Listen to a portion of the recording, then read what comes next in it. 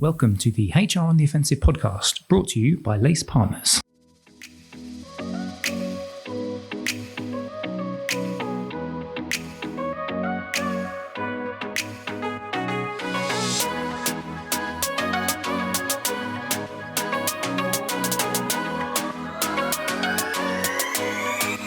Good morning, good afternoon, and good evening, and welcome to the latest HR on the Offensive podcast. It's me, Chris Howard, as always, joining you, your humble narrator. We have done over 230 of these, and we absolutely love it.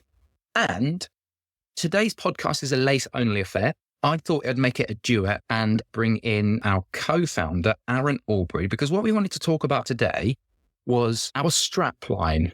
We call ourselves at Lace fundamentally different. And I remember when I joined the organization thinking, yeah, but everyone says we've got USPs. We're different to the next guy or girl. We are different to the rest. We do things differently. But sometimes when you actually scratch at that, it doesn't always become clear. So what I thought I'd do today is I'm going to act as the role of interrogator and really interrogate Aaron in a nice way. Aaron, how you doing? You all right? Very well. I'm looking forward to the Spanish Inquisition. Should I say? No one looks forward to the Spanish Inquisition. No, great. Look forward to it. It should be really good. So what we want to do is talk a little bit around where the fundamentally different came from. I want to talk about what are some of the things that we say. How do we show that we're fundamentally different? If you want to drop in a few examples, maybe even from the early days, Aaron, of how we showed we were fundamentally different right through to today, for example, we've got things we talk about like the Lace Way, and maybe we'll get into that. But before we do all of that, it is fundamentally different question time, because of course we can't have a podcast talking about why we're fundamentally different without having a fundamentally different question. The time of recording, we've just had the new employment workers making work pay labour employment rights bill come out. And there's a whole raft of different elements on there. We've actually read a blog, which is released, so you can check that out on the Lace Partners website if you want to get the Lace view on that. However, just for a bit of fun today, I thought to myself, what would you do, Chris, if you could commit any law into UK law? If you could write any law into being for the UK, what would it be? My one would force people upon a fine or a penalty to indicate when they get onto roundabouts. It drives me mad when somebody doesn't indicate. So, Aaron, what would be your law? And for those listening in who have children, you'll be very familiar with things like World Book Day and Dress As You Like Day and all those lovely things. At Lace, one of the things we believe in is bring your full true self to work and how impactful that really is. So I think I would put into law a day that has to be allowing people to dress as they want to the extreme. So if you want to dress as a Dungeons and Dragons character, a Star Trek person, or just whatever takes your fancy, I think that should be enshrined in our legal system. Chris? I love that. Dress as you want. I love it. I think that you and I should maybe consider writing to Keir Starmer with our respective laws. You never know. We might be never know. Sit down the street at some stage. Right. Let's talk about the actual fundamentally different aspects of Lace then. I think we should probably start off with, because you co-founded the business with Kathy, talk about what that means to you, this idea of fundamentally different when you first set up the business. Like, what did you want to do that made it fundamentally different from every other type of consultancy? Yeah, I think to understand that, you need to understand a little bit of our heritage and background. We wanted a strap line that held us to account as we grew the business and held us to a way of thinking. Fundamentally different does that because it's not just about how we approach working with our customers, but also how we work with each other. It's about what we do as an organization in terms of innovation. And it's very linked to values. It's constantly there to remind us, are we still being fundamentally different? Are we making ourselves different in some way? I think Kathy and I had grown up in large-scale consultancies. Those are great institutions and they teach you lots of different things. What we wanted to do was allow the best parts of that heritage to come out. Things like working at scale, quality of delivery, best people in front of the client, building long-term relationships, but also apply some of the things that we had disliked about being in a large scale consultancy, enforced industry focus, or just some of the up and out culture that goes with large consultancy, or some of the arduous performance reviews that happen in large consultancies. And, when you're a smaller business, especially one that's starting out, you can form those things in a very different way. Clearly, the other big fundamental difference for us, Chris, is we're not a pyramid business. In a big consultancy firm, there are a limited number of partner slots and a lot more gifted junior resources coming up and learning their skills. As a client, you get a mix of that. For some clients, that works really well, but for a lot of people in our sector doing HR transformation, expertise is really what's needed. It's a mature market. People want mental scars. They want that kind of levels. We knew that building the business, we were going to have much more experts in our organization than we've come from other consultancies. So that drives a fundamentally different way of operating and working, because you have a different type of workforce with different needs and different ways of operating and working, teaming as senior individuals. Can we just pick up that a little bit then? Because you were talking about structure and larger organizations. Let's not name particular organizations. There's no point in doing that. It's more because we're looking at what is different. By the way, I did like what you said around, it's almost not just a look at us, we're different from everyone else. It's actually holding ourselves. So it's like holding the mirror up to say, it's a question to ourselves as well as being able to talk externally. I want to talk specifically around some of the challenges that we often come across from our clients because we are HR specialists.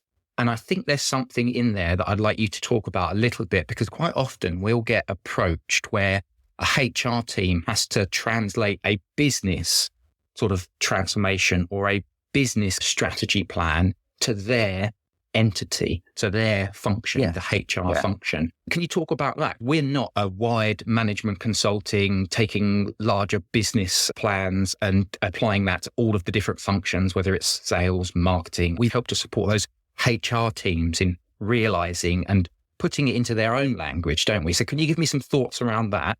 Maybe if you can drop in some examples about where we've done that in the past, that'd be great as well. Yeah, of course. So I think we pride ourselves on that expertise. One of the elements of that means with that experience and knowledge comes the ability to tailor solutions for our clients. We know how to get from A to B. The journey between A and B is varied by our clients. It changes. Some of our clients have very disconnected workforces working in depots and production plants, and others have head office based on resources, but might be dealing with a hybrid working solution. So those require a different emphasis on different parts of the transformation journey. And I think that tailoring is one of our fundamentally different things. The expertise allows us to do that as part of the fundamentally different element of how we approach our customers around this. I mentioned it earlier, it's a mature market, HR transformation. And I think what's really important in this market is having the blend of consulting capability and skills and disciplines to really drive something from A to B, and get the funding and make it work. All those disciplines combined with real empathy for what goes on in HR. So if you look at our team, it's a mix in some ways of people who have got consulting backgrounds and people who have operated in transformational HR businesses in operational roles, but understand the reality on the ground. In HR, empathy as an approach combined with a tailored approach to the consulting with those disciplines, that's part of that kind of ingredients that makes up the fundamentally different for us. And I think, when we talk to our clients, we get our feedback from various people from different sectors. We've worked with shipping container businesses to computer graphics businesses, insurance businesses to Medicare infrastructure businesses and production businesses. The fundamental thread through all of that and the feedback is understanding what it takes to be successful in HR and the realities of the job. It's about taking a pragmatic path through that, tailoring our response to it. And it's about the empathy that we show to our clients as we go through. Empathy is one of those great things. I don't think you can be empathetic without being genuine. And I think those two go hand in hand. So I think it's all of those elements that come together, Chris, that create that fundamentally different approach for us.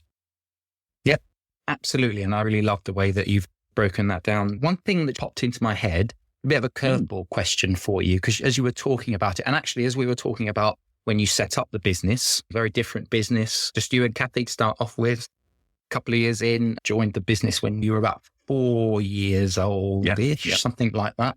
We're celebrating our 10th anniversary this year. How much does what makes us fundamentally different need to evolve from when you first started it to where we are now, and even in another 5 years' time? Is that critical, in your opinion, that a business, if they really want to demonstrate that they are fundamentally different from anybody else, does that need to constantly evolve? And yeah, just some general thoughts around how that might happen. I often think about this as we've grown at certain points in our growth. And I think you joined us probably, there was about 5 or 6 of us as permanent employees, and we're now 100. So it has been through some big step changes as an organization. And every time we step change, generation that's already there worry about the cultural fit for the future. And then they become the group that worries about the next cultural fit for the future. And so far, those transitions, I think we've managed well. We separate the thinking between what we offer and how we offer it. It's the what and the how. Similar for those in HR around performance management, right? It's the what you do and it's the how you do, and the combination of those two things. The what is evolving all the time. But if you look at our services we offered in year 1, very different to the services we offer now. It's expanded. We've got more capabilities, more credentials, more team with expertise, and we're constantly building that out as we listen to our customers, as we hear what they need. Undoubtedly, the role of the CPO in those 10 years we've been working has changed. It has grown. It is more influential on business transformation. It is broader. And therefore, we've responded by offering broader services, right? And expanding the ones we have, like payroll and other areas and so on. But the how, I think, reinforced with some tools. We've got more of our Lace Way type elements where with things that we can scale. So as we scale our business, we can bring people faster into how we do things. But I think the fundamental way we engage our clients, the way we care about them as individuals as well as organizations, the passion we bring to what we do, I genuinely don't feel that has changed. And I think it's on us in Lace to try and make sure that as we grow as a business, we never lose sight of that. That how is fundamentally why we are successful as partners with our clients, why we care. And it's part of what we have to ensure as we grow the next generation of people in this business that we contain and continue to push forward. Yeah, absolutely. One of the things I think is quite interesting, friend of mine was telling me when I was talking about the size of our business, and she works within another consultancy.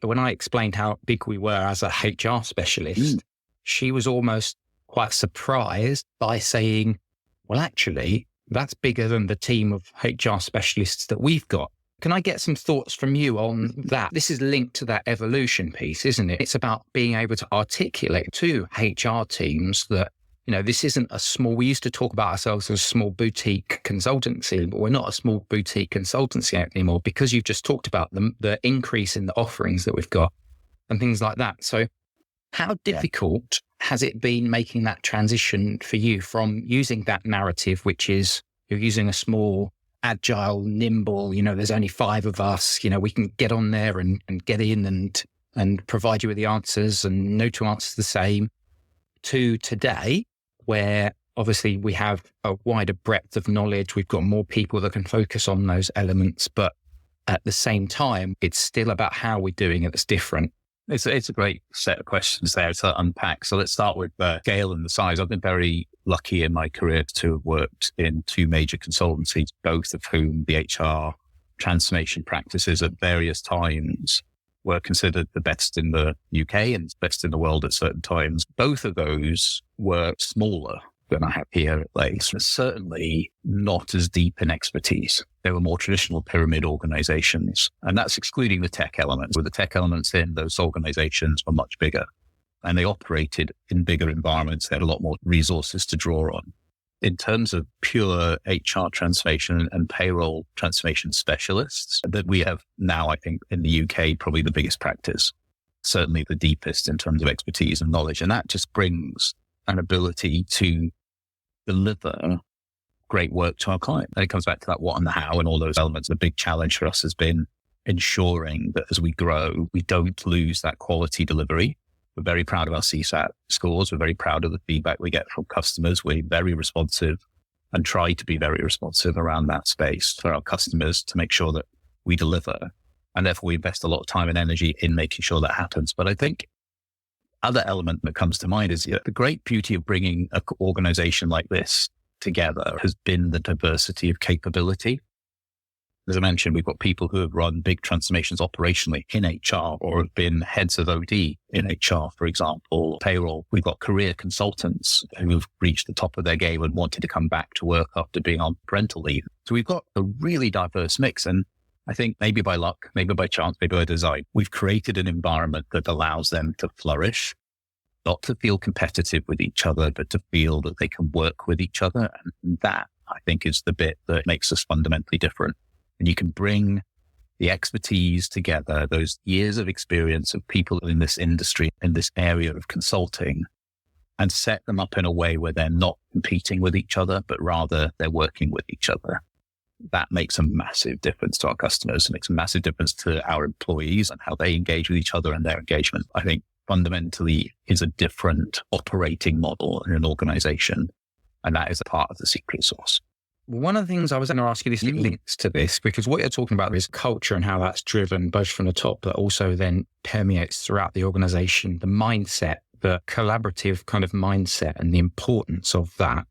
And my kind of thing was, if we turn this into, because we have lots of HR people that'll be listening to this podcast. So if you're a CPO, or if you're a HR director, or if you're a group HR director, or if you're a functional head within HR, and you're listening to this and you're thinking, all right, they're talking about how they as a consultancy can be different, can be fundamentally different. What as a HR leader can I be doing? All right, I work within a large organization and I'm a business unit leader rather than running my own business. How do I apply? What are the bits of advice you would give to me if I imagined that my function is my own little company and I want to apply that fundamentally different mindset to my function? What advice would you be giving to somebody as a CPO or a HR leader that they can then apply that entrepreneurial business mindset within a business functional unit?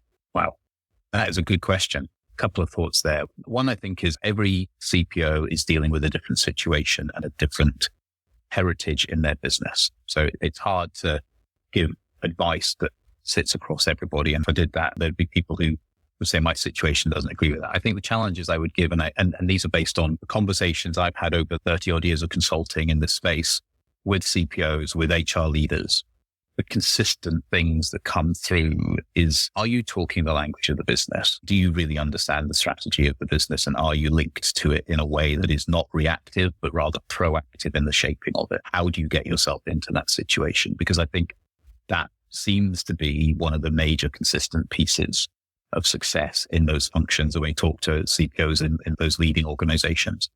I think the second is, in a lot of those organizations, they understand that the organization they have is in its own right, almost like a mini business. And I think the successful CPOs that I talk to have that mindset of, are we commercially delivering the right value to our business? What is value in the eyes of the business and how do we deliver it?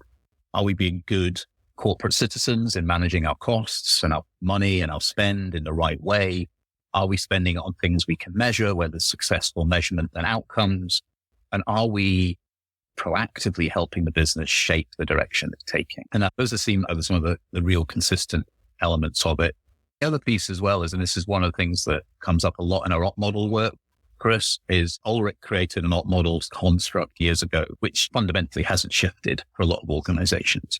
The one big downside of it is it stops career paths forming naturally because you have people working in services and operations, people working as specialists and people working as business partners. And so I think that proactive consideration of how you career path your talent through their careers in your organization, how you build them to be successful leaders in HR in the future takes purposeful thought in a lot of organizations, because the constructs for HR make it relatively difficult and challenging at times without some real thought. That's a really interesting point and some good advice there. Because we're very conscious when we were doing this podcast, we don't want to turn it into this is LACE, these are our USP. We want to turn it into practical advice and this idea of what you can do as a chief people officer or a functional head and apply that mindset to your own business unit, I think is quite an interesting one.